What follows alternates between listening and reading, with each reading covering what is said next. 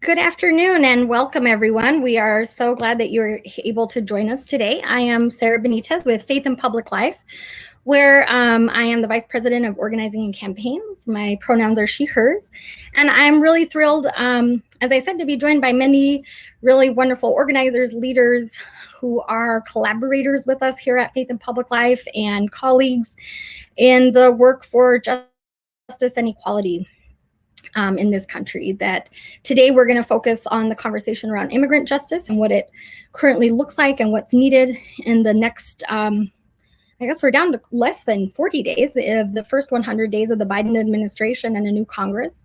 So as a refresher for those of you joining us for the first time or over the last few weeks, this is a series that Faith in Public Life has carried out for several weeks to invite action around the all of the ways that our faithful agenda can move justice, equality, freedom, and democracy forward in this country. And so we're very glad you can join us for today's conversation. I also want to know I am here in Washington, D.C. on what is land of the Nacotchtank and Piscataway peoples and nations here in what is now our nation's capital. And before we get started, I just want to take a moment to acknowledge that at this time in our country, as there has always been, but it feels particularly acute in this month, that there is a lot of pain and mourning and sorrow across our country in a lot of different ways, and a lot of folks, anxiously awaiting outcomes of the ways that inequity, inaction, injustice shorten lives in our country, and also shorten our quality of life and the ways that we can thrive. And really the root of our work is about addressing the ways that we can make those changes. So before we get started, just want to take a moment to acknowledge we are in solidarity and holding in our hearts. And for those of you who pray in our prayers, all those across our country today, from many different ways, who are in pain and suffering today for all the many ways our systems are harmful and end lives prematurely. And as I said, today we're going to focus on immigrant justice. And I want to just really sort of center us around thinking about this as the millions of people who are impacted by our immigration system, but also the ways that all of us as people who live in this country are impacted, that our immigrant systems, our immigration systems, are really intertwined with all of the ways that inequality and injustice and oppressive systems in our policies and in our laws are perpetuated and carried out, right? So we do this work from my perspective and from that of Faith in Public Life Action Fund, not just for the individuals who are directly impacted by the immigration systems, but all of our communities and all people, because we are all impacted, because these systems are all intertwined. And so we're really today going to be telling and talking about the ways that policies, laws, current structures can and need to be changed, and the ways our policymakers and us as voters can and should be taking action. And everyone in communities, voters or not in this country, can and we are going to sort of join together in taking action to call for different reforms that are needed. But keeping in mind, we're talking about people that some of us know, some of us are those people. And even if we don't know them individually, we want to remember we're talking about millions of individuals and families and all of our communities and the way that they are impacted. Two more notes is just that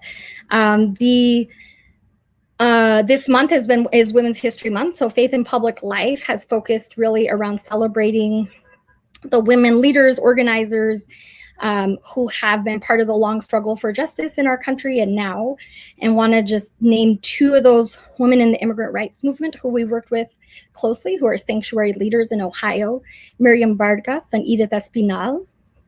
And the ways that, we are in solidarity and accompaniment of all people leading their own struggle and fight for justice and liberation. And then when we talk about women's history, we've also been focusing on gender equity and the ways that that can be furthered in our policies and laws and systems, or the ways that, that is starting to happen if there are places where we're seeing that. So I also invite all of you who are here to talk with us, and those of you watching on Facebook, if you have any examples or things that you want to highlight around gender equity or women's history, to join in. And when we talk about gender equity, we really mean it the most expansively. So cisgender women, as well as transgender, non-binary people, also men, and the ways that patriarchal systems and oppression have an impact within our immigration system on the ways that individuals and communities are able to thrive or not. So want to just get started with that, and any reflections or otherwise that you all have. I don't want to take too much time because I want to hear so much from all of you doing and leading this really awesome work. So Jose, well, we're going to get started with everyone, sorry, with a quick question. I got ahead of the agenda here of just, asking each of you to introduce yourself. What brought you to the work of immigrant justice organizing? What grounds you in staying in this struggle and solidarity with our immigrant neighbors and friends and family? And given that it's Holy Week and Passover and soon to be Ramadan, do you reflect on that at all in your work at this time, in any way that's personal to you or around immigrant justice organizing? If you don't, that's fine, but just want to invite, if you want to share that as well, to feel free to do that. So why don't we go with Jose first, since I was going to start there. Hello, my name is Jose Arnulfo Cabrera. I'm the Director of Education and Advocacy for Migration at the Ignatian Solidarity Network. We work with Jesuit parishes, universities, and high schools all across the country, equipping them with educational tools, organizing tools, so they can go and work for a more just world. What brought me into this work, I'm an immigrant myself. I came to this country at the age of 4. Me and my mom entered without inspection, and I had been undocumented and then a DACA recipient until earlier this year, where my mother and I were able to adjust our status. My mom was a community organizer. She organized and still is organizing on immigrant rights and immigrant women who are suffering from domestic violence. So for me, that's how I got into this work, and the work that she does and continues to do on the ground continues to ground me in my work. That's great. Thanks, Jose, and congratulations to you and your mom. That's fantastic news. Esther, how about you? Yeah, hi everyone. Thanks so much for joining today. My name is Esther. I take the she, her pronouns. I'm from Texas, and I'm an organizer with NACASEC. And it's funny that you asked this question. So actually, NACASEC team, we're here in New York City right now to demand that Chuck Schumer move a little faster on making sure that a pathway to citizenship is included in this Build Back Better package that the Biden administration is proposing. And I met a community member who asked me what brought me to organizing. And honestly, my answer was, I don't know. I feel like it happened really suddenly. I feel like the moment was really back in 2017 when DACA was first about to be canceled, that I really desperately needed a community then, and NACASEC happened to be that community. And then it sort of happened all at once. Before I knew it, I was a part of the organizing team here. And so, I don't know, I still really think about what brought me here. I think there's a personal level to it. Of course, I'm undocumented, and so it serves my interests and my family's interests for me to be organizing to demand for my citizenship here in the United States. But besides that, I think it's just the people. Like, I really stayed and came because of the people. And I think that's what continues to ground me in this work. Because at the end of the day, regardless of whatever victories we've won or might not have won yet, what we're really left with is the relationships that we share with each other. And so I think that's what sort of brought me here and what continues to ground me in the work that we do. It's beautiful. Thank you, Esther. Peniel? Hi, everyone. Thank you so much for joining us, and thanks, Sarah, for pulling us together for this conversation. So I'm Penel Ibe, and I'm with the American Friends Service Committee. We work on a number of things. I jokingly say we try to solve world poverty, like you name it. Ending mass incarceration, immigrant right justice, peace and security, and community safety. And so I'm blessed to be in an organization that looks at every corner of society and every corner of our community, and tries to work alongside our communities to sort of create solutions for themselves, and to determine what they see as wellness and thriving and safety. Personally, what brought me to the work of immigrant justice organizing was it was not deliberate. I think I would start with that. It definitely that was not my goal. I didn't realize this kind of work existed. I came to the U.S. as an international student, and so for the longest time, my identity was as an international student. So sort of one leg in, one leg out, living from visa to visa. And when my family finally sort of like relocated here officially, there was a little bit of stability, but I still was not. I still hadn't sort of understood what that identity meant for myself. And as I started this job as a policy fellow at first, and now an engagement coordinator, it was right at the beginning of the Trump administration, and we all know that the target on immigrant communities was hot red. And so it just seemed like that was the work that needed to be done, and that was where my capacity was needed. And as I sort of went through it, and was pulled in, I remember my first day on the job was a protest at the White House, on TPS, and I was like, what is going on here? But those like concerns and those fears and those sort of imposter syndrome, where I felt like I was blessed to sort of come into the U.S. and not have to go through a period of not being in status, but going from status to status and protection. Those were quelled down by the community that I met, the faith community, the immigrant organizing community, the Black immigrant organizing community, in particular. And so that is how I sort of got into the work a little bit more. And as I saw people like myself and people that I shared history with, and the women, honestly, as we talk about Women's History Month, I wouldn't still be here if not for the women who believed in my work, who continue to believe in my work, and my ability to truly advocate for our community.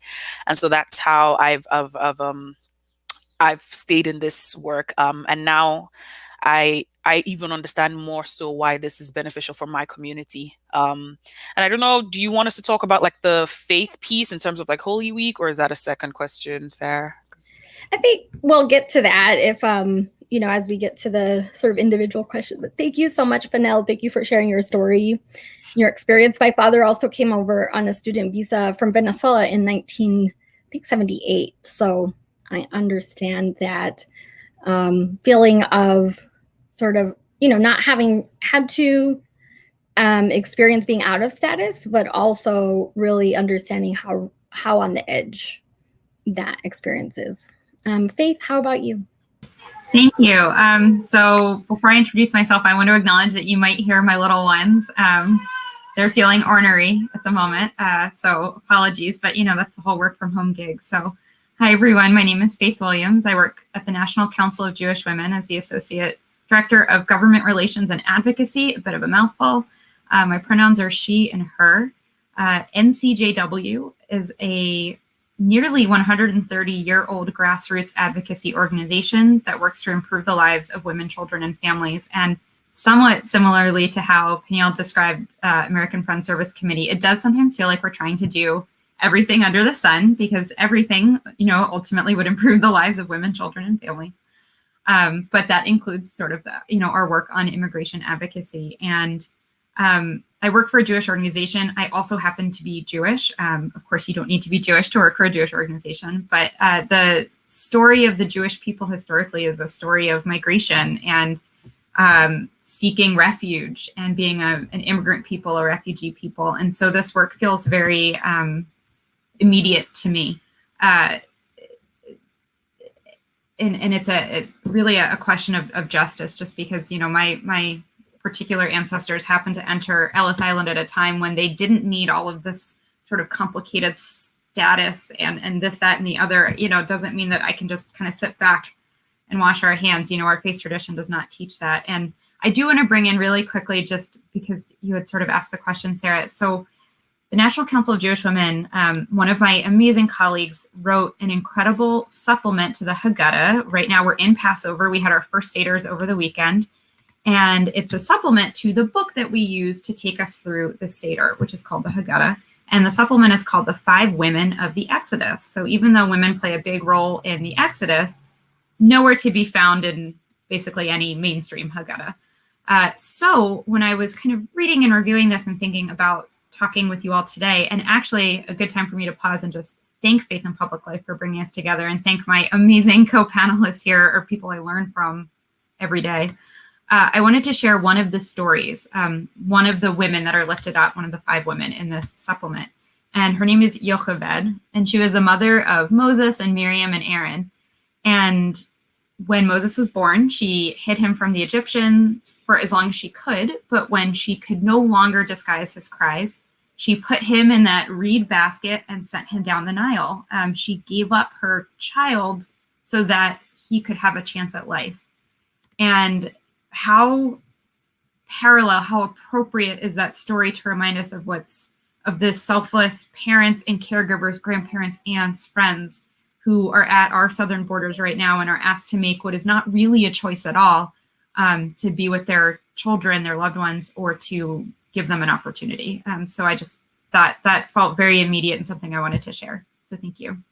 Yeah, thank you so much for sharing that, Faith. I've seen that sort of circulating around online too, that reflection around Moses and his mother, and that experience with what is the current reality at our southern border, and the families coming to seek safety, really, and a chance to live, as you said. So Jose, I want to start with a big question for you. You get to tell us about the Citizenship Act of 2021 that the Biden administration was introduced in the House, would grant citizenship and a pathway to citizenship for nearly all currently undocumented immigrants. As a former DACA recipient, can you share what that proposal sort of would mean to you, to your community? I think it means a great deal. And as I was reflecting on this morning, you have to kind of put yourself in mind of the realities that immigrants have faced in these last 4 years. For it almost seemed for 4 years, each month there was, every day there was breaking news on different immigration policy changing that really targeted undocumented communities, targeted Black and brown immigrants, targeted Muslims. And right after the end of the Trump administration, when we start the Biden administration, we get a bill that tries to address our broken immigration system. And that's really what this whole movement is about. Accessing citizenship is the main thing. And as I've been reflecting on my change of status, how I now have the opportunity to obtain citizenship, that doesn't mean that our immigration system is fixed, or that wouldn't mean that all of the 11 million undocumented folks having a pathway to citizenship, it would fix things. We will still continue to see policies that continue to harm immigrant families, immigrant communities, and immigrant people who will be coming for the next few years. This bill, it's a massive bill, and it tries to address every aspect of migration, from looking at the root causes and trying to understand why are so many people fleeing, why do they feel that their best option is to come to the US, and try to address that. We look at what policies that have done in the past and how much harm have they caused, specifically on deportations, and how families have been separated, how people have been deported unjustly in very fast actions where they weren't giving, in many sense, due process. And it tries to address it, tries to amend. And for me, and I think personally, and as we talk, especially at ISED, we like to talk about that we want policies that look at immigrants as human beings, treat them with dignity and respect and welcoming. And one of the biggest things is how we're changing the word from alien. We're taking that away from our US code. We're taking that away from policy. And while that might seem very little, I think that kind of plays a big role in how we look at immigrants. The idea of how you call someone can, in a way, take their humanity away. And it allows for other people, especially our policymakers, our legislators, to look at how we look at policy and how policy is written and the words we use to describe immigrants, the words we use to describe those who face those injustices. Taking that word away can hopefully in the future continue to push for more policies that treat immigrants as human beings. So it's a big step, and it means a whole lot. And it's getting that one step closer to having an immigration system that treats immigrants like human beings. Yeah. Thank you, Jose. I think, that's so important. I agree with you. I don't think it's a small thing to change that word, because the humanizing, hopefully goes even further and deeper in the long term towards, as you said, not just this one big reform, but long-term change in how we think about who belongs and doesn't based on where they're born or not, and who has, and how do we as a country live up to the values that we claim to hold most dear of justice, equality, freedom. And this is a really important step in that way. At the same time, a lot of people have probably seen, there's these other bills. What about the Dream and Promise Act and the Farm Workers Modernization Act? How do we, what are we supposed to be advocating for and supporting if there's this really big Citizenship Acts of 2021, and then also there were these other votes? Could you explain that to us? Yeah. So, I think in terms of, we have to support a lot of these bills that are creating pathways to citizenship. We have to try to get as many bills passed as we possibly can, especially in either chambers of Congress. But what we have to look at how these bills are attempting to rewrite our immigration process, trying to address the brokenness that exists in the process, and giving those individuals who have continuously lived in the US for so long, who have lived here longer, many of them longer than 10 years, longer than 5 years, to look at them as actual Americans, and to give them the on paper what they deserve. And a lot of these bills also try to look at the I would also say a lot of these bills, while they're not perfect, like we look at the American Dream and Promise Act and a lot of the criminal bars, and how we look at also the bill itself, it really wants to prioritize immigrants who will, bring more economic growth, where it's prioritizing the idea of, we want to bring people who we can put to work instead of people who have been here for so long, who make our communities better, not because of the work that they provide, but because who they are and what do they mean to the community. And it's the same with so many other policies or bills. They're not perfect, but we're slowly moving towards that. And I think the conversations that we as people of faith that we have, it's not really about, we have to support these bills because it will fix everything. And, like we say, nos limpiamos las manos in Spanish. We will continue to work for policies that will bring dignity and respect to all human beings. And they're one stage, and we will continue this work until we get to a system that really does, like I said, prioritize and looks at immigrants as human beings. Absolutely.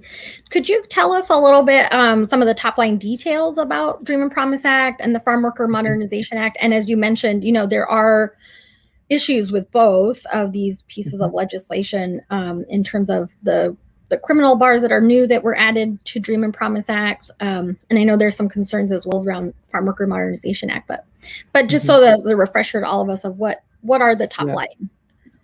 Well, for the Farm Workers Modernization Act, one of the big top lines is it will create an opportunity for undocumented workers to obtain legal status and for their spouses and children. And then eventually, after so many years that they have been working under this new kind of program, they will then be able to obtain a green card and then eventually get citizenship. It also makes a lot of significant changes to H-1 visas.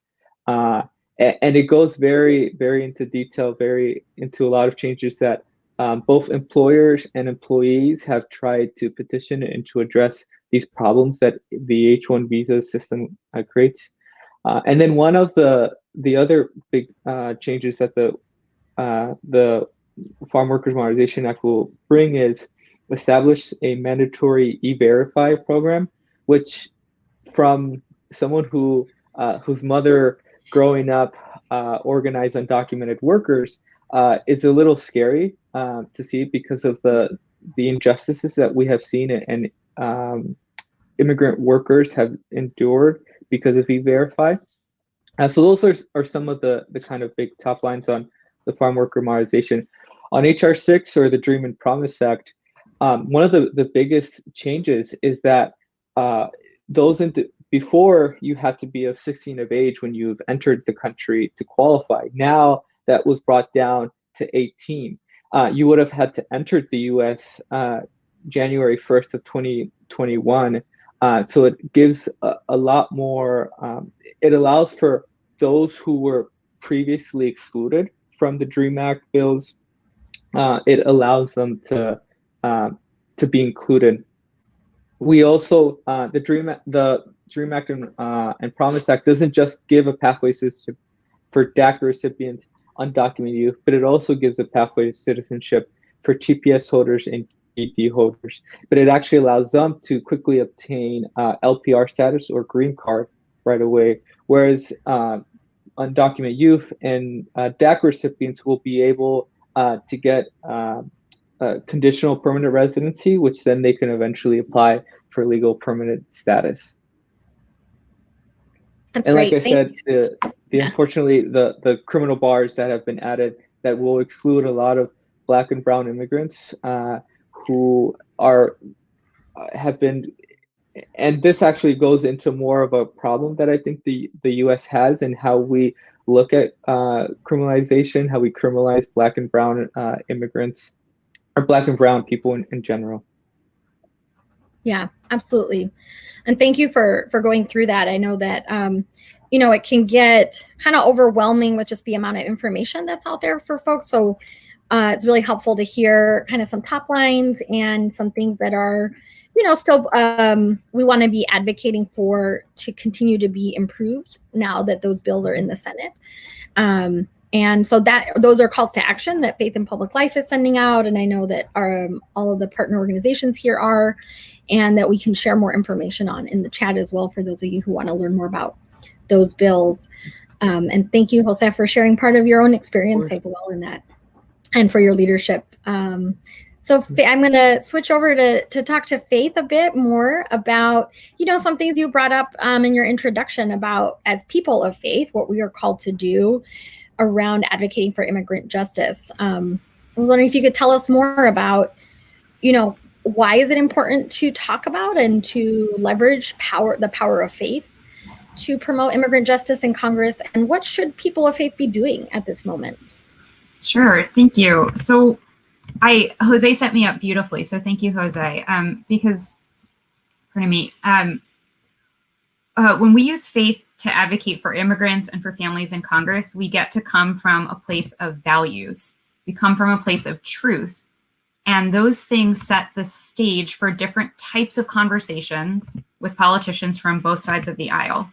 And I think that makes it easier to find common ground. And I think that's what we're called to do as people of faith, not necessarily always to find common ground, but to ground our conversation and our advocacy and our values.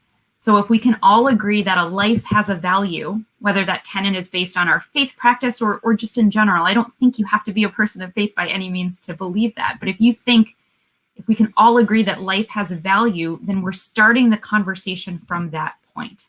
And so similarly, if we agree that all children belong with their families, then we start the conversation from that point and we can talk about how to make things better. So I think a role of the faith community is to, when we lead with our values, we just get to have different kinds of conversations. And in terms of something we should be doing, I think one thing that, people of faith in particular, like myself, people of faith who are white or who appear white, we need to be following the lead of people most impacted.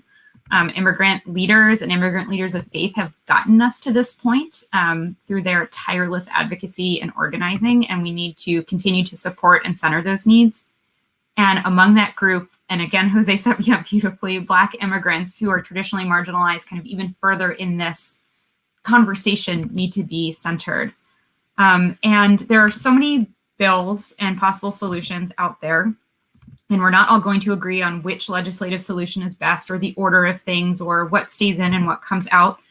But I think as people of faith, we can start by talking to our friends and our family members, our fellow members of our congregations, people in our communities, including, members of Congress as well, about why all people deserve to live safe and full and really rich lives, regardless of their immigration status. And once we start there, I think we ground the conversation in a way that makes talking about possible solutions easier.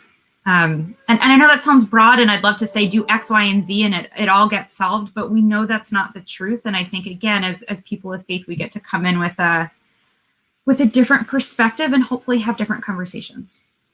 Yeah, thank you, Faith. We really appreciate that. And, the reality of that this is a long journey and movement that has been one for already many decades that we are joining in part of, and hopefully get to see some movement towards through our work and through all of the work we are doing and together with everybody who's joining us on this Facebook Live, through our networks. And that's really, it's a work of every day. There isn't just the one thing, one time. So we really appreciate everyone who stays really engaged with us and is in this work with us and within your communities. And so I want to hear, a little more from Esther about that and about how NACASEC is leading some of this work right now. As you know, the campaign of the first 100 days that this conversation is about, but also that NACASEC is doing around the We Are Home campaign is not about, that we're done by April 30th, right? It's what comes next and setting us up for, the ongoing work. So I was curious, though, if you could tell us, Esther, more about NACASEC's We Are Home campaign. What are some of the demands, and what are some of the gaps in the bills that we've been talking about?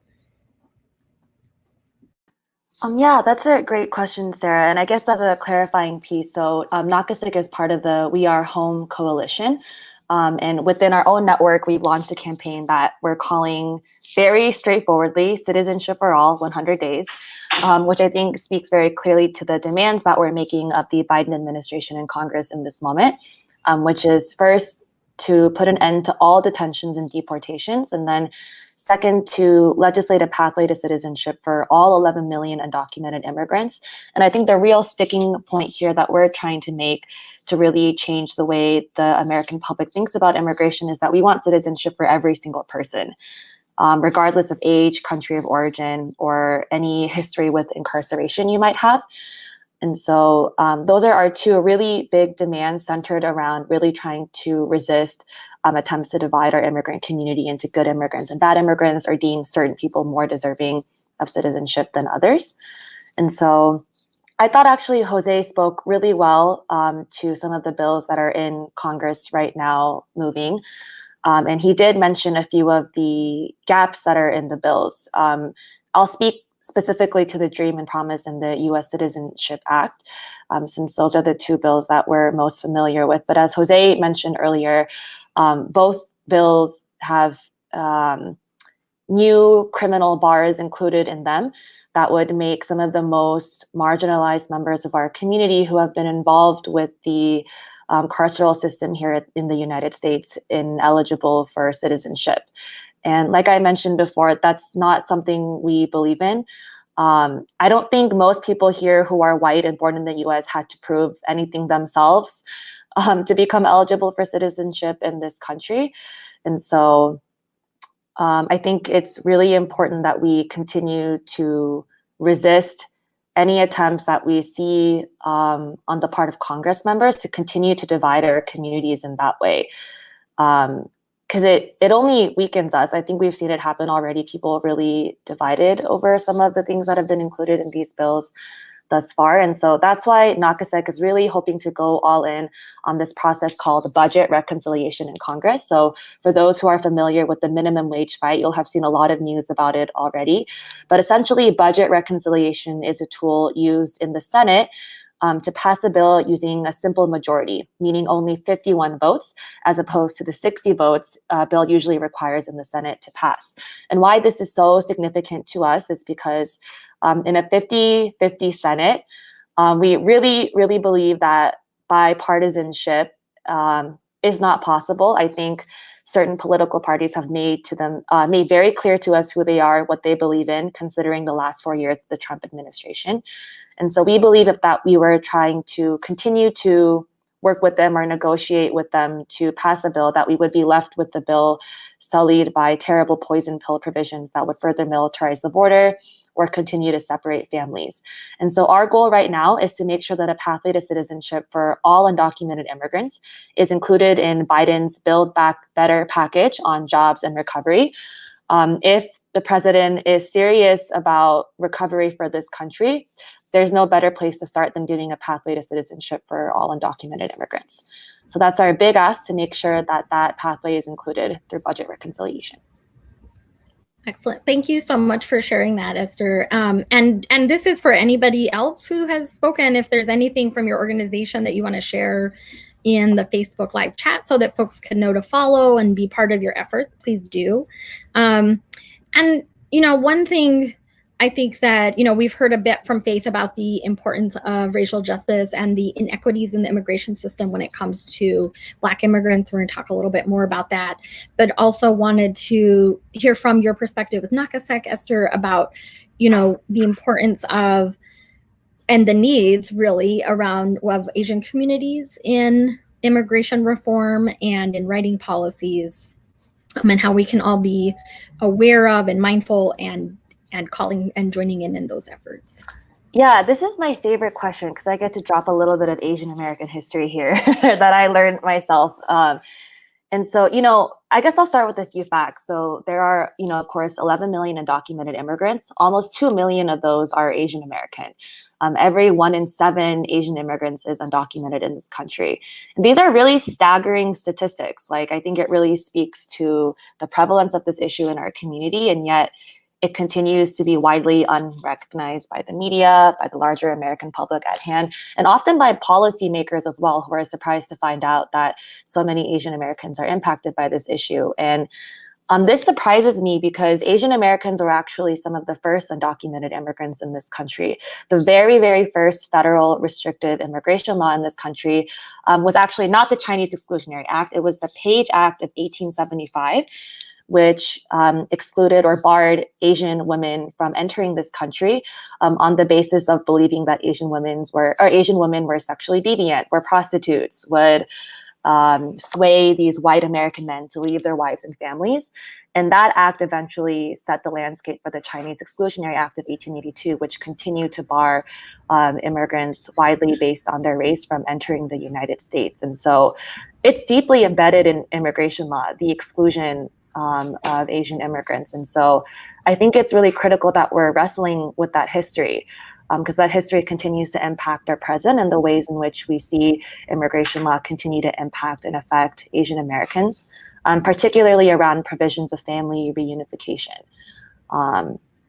A lot of Asian immigrants rely heavily on family sponsorship to be able to reunite with their loved ones here in the United States. And for many who are already familiar, the backlogs are wild. Like families are waiting decades to be able to re-enter this country and reunite with their loved ones. And so sort of a broad, short history lesson. I know I don't have a lot of time, but I guess what I really want to say is that it's important that we recognize that history, that Asian Americans were excluded and continue to be excluded. And the sort of invisibility of our community in this work only serves to harm us. I think it's really important that we're recognizing the roots of the issue that we're looking at here. Yeah. And thank you so much, Esther. I mean, you're absolutely right. For all of us, I think we could do hours, right, on this, and especially the history of how we got to this place as a country. And it's really important that we do learn that and understand it, and the repercussions and the ways that that plays out today, and what are the ways that we can, where possible, repair harm and address the historical injustices of different communities, including Asian American communities. So thank you so much for sharing that. With one, I want to hear from Penel now. And just, Penel, I know recently you wrote a really great article that I encourage everybody here to read about Black immigrants and the inequities in our current immigration system, including still under the Biden administration, where deportation is still continuing. And I found it really astounding that the data you shared was that even though Black immigrants make up less than 9% of the undocumented population, currently make up over 20% of all immigrants facing deportation on criminal grounds or alleged criminal offenses. I think that's really important for all of us to know and be aware of as we organize around immigrant justice and the needs of our communities. What are ways, though, that now faith leaders and advocates can do that and ensure that all immigrants, especially Black and Brown immigrants, are centered in this work and in the policy calls to action that we are making? Thanks, Sarah. So I think something that's important to flag is that research done by the Black Alliance for Just Immigration, and all some of that data that I referred to in that article was done by Black-led organizations themselves, who, if they didn't take the initiative to find stories and the narratives impacting our community, those narratives would never be told. And so that's the first issue, erasure in this movement. It's a problem that when folks who are doing the advocacy are not advocating for everyone, folks that are target, sort of like the elected officials that we're talking to, obviously then don't hear about the side of the story. And so that's an issue that we face multiple times. And I think something else to flag is it's not just about like, well, there are other immigrants obviously getting detained and deported, right? But then it's the disproportion in the numbers that we're seeing, right? We're seeing that Black immigrants live the double jeopardy of being Black and immigrant in the United States. They're targeted by an immigration system that is built to expand the grasps of the carceral system in the United States. And faith individuals, faith advocates have been working individually or like separately on immigration, as well as on incarceration. And we haven't seen them often like take a look at the overlap between those two pieces. Mm-hmm. And that's where the first piece is to see the issues at the intersection. Because if you don't identify the problem, your solution will be haphazard. Your solution will miss the needs of the community. Another piece is that as faith individuals, at least for someone of my faith, we come from this space of one soul at a time. You know, that evangelical Pentecostal faith, saving one soul at a time. We cannot use that same analysis in immigration. We can't do one person at a time. We can't stop one deportation at a time. We can't do one release from detention at a time. It has to be systemic. And so faith people have to come to terms with the roots upon which our immigration system stands on, and how our faith played a role in that. Because I know, like Jose has spoken about the things that we see in the legislation and how certain ways things are written and certain structures that we rely on disproportionately affect Black immigrants. Yes, that is in the space of policy. But when we talk about narrative change in this movement, that is where we need to start from to then understand why Black immigrant groups are saying immigration is a Black issue.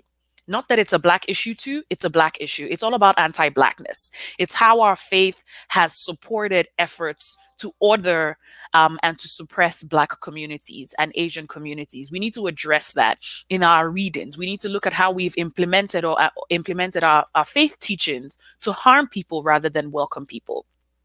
And so we need to do solidarity and accompaniment. As someone who works for a Quaker organization, we talk about accompaniment a lot. And I think that is something that we need to see in multiple faiths. Accompaniment does not mean doing the work on your own. It means listening to the voices of individuals that are impacted and amplifying those voices. It means lifting up their issues. We are well resourced. We have longevity on our side as a lot of faith institutions. We've been in this country, thriving in this country on the backs of Black and brown immigrants for a long time. And so when we talk about doing sort of atoning for those mishaps and working to do better, we can't just stop at policy. It's not just legislation, because with legislation, then when the Democratic Party or the Republican Party or Congress does not support, we feel like, well, we did what we could. But that's just one piece, because when you give us citizenship for all, and then a Black immigrant now has citizenship, they still have to contend with the policing system, right? They still have to contend with state violence. The Asian folks still have to contend with anti-Asian violence. And so those are the things that we need to see faith communities come around. It's like education, narrative, building day to day. It is a marathon. It's not a sprint. It's not something we can do in 100 days. And so we encourage folks to read the resources and listen to the stories that Black immigrant groups are putting out there that teaches on history. Like Esther shared today, that teaches on the history, like what are the roots upon which our immigration system is built on, and how can we uproot them? Because a house built on terrible roots will provide terrible fruit, and we can't just pluck one off a tree. We need to do an overhaul, and we need to look at healing. Where people of faith, we talk about healing. Healing looks different. And the point of healing is that you need to ask the person who is hurt what kind of healing they need to thrive. Is that reparations? Is that change in language? Folks are like, oh, why are we removing things like illegal alien? Like, that doesn't change anything. If a community member says that hearing that triggers a response, you need to address that, because, you cannot bring your own understanding of healing upon somebody who is the one in need of that healing. And so we could go on and on about it. And there's a lot of work that we have to do as people of faith who are also of color, right? Where we need to break apart those systems that condition us to thinking that we were less deserving, that we were better immigrants than others. Those are narratives that we fed into because of the way faith has been expressed, the way faith has been conditioned for us. We need to break apart those. And like I said, we need to show up. We need to show up. We believe in our collective ability to sway our God or our creator to work for our good. We need to believe in our collective ability to make change in our systems as well. So in that power that we put in prayer, we need to put that power into organizing, because a lot of our faith leaders and saints, Jesus and others, we're organizers at their core. That is how the faith grew. And so if we don't tap into that core part of our faith, we do ourselves a disservice, because then it's a whack-a-mole situation. We're going to come back again, Democratic or Republican. Immigration is based on the way we run our immigration system is based on racist, white supremacist tactics. And if we don't take that out, we're just going to it's just going to be a bill to bill, legislation to legislation, administration to administration fight. And it serves nobody. It serves no community.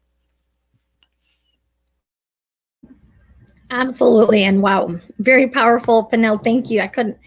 I don't think any of us could have said it better ourselves. And so thank you so much, really, all of you, for your excellent insight, reflection, your leadership, and your organizing, and the many different traditions and inspirations that you draw from in your own lives.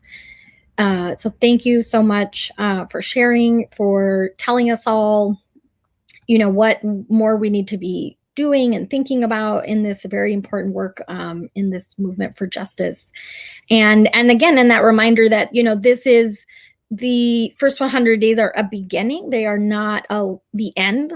And really, there's a transition from the last administration in Congress to this one, and we continue this struggle in the long term. And we appreciate all of you for sharing so much important knowledge and resources and things for us to be doing. So Before I close out, I just want to also thank the team here at Faith in Public Life Action Fund who made this possible, who worked so hard to pull it together.